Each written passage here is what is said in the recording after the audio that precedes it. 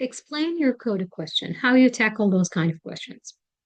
As a part of the question, we always ask you that we don't really want you to explain step by step. What exactly do we mean by that? Let me give you an example. If you're cooking in the kitchen and you were reading a recipe, and the recipe said, bring breads, bring peanut butter, take the peanut butter, slide it, spread it on the toast, close the toast, put it on the table. And then the question is, what exactly we are cooking or we are making? If you answer me by telling me, well, you took a bread and put the peanut butter and you spread the peanut butter, that's not the right answer. Your answer should be, you are making a peanut butter sandwich. So this is exactly the same with codes. Here, we're giving you a step-by-step instructions, and we want you to tell us what is the final product. This is one of the questions as an example. Here, we're asking you to explain it using your own word. This is a Python code.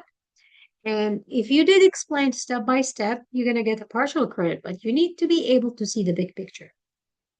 Let's look at this code. We have a variable that has a value, and then we have another variable and another variable and another variable. So from here, we have 4 variables. And then the 5th variable is adding these two inside the 5th variable. The 6th variable adding the next two. The 7th variable is adding the first two and the second two. So it's technically adding all the 4 variables together.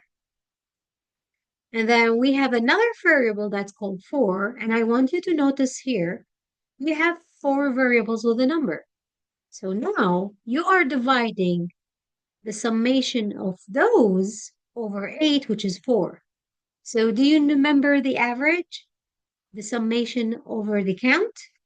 So this function or this program, what exactly is doing is calculating the average. So what would be a full mark answer here? A program that calculates the average of 4 numbers. Sometimes we're going to give you another example where in the example, we're having a code that the code will go over the first number, we'll skip the second, and then we'll go over the third number, skip the fourth, and then we'll go over the next one. So we'll read one and skip one. And then it will start adding those numbers. So if we're reading one and skipping one, and then we're trying to add all that, what exactly is that? The summation of the odd number. What if we start by the second number and we skip the third and the fourth, and then we skip the summation of the even number? So you need to see how everything is connected and how all those together produce a final outcome.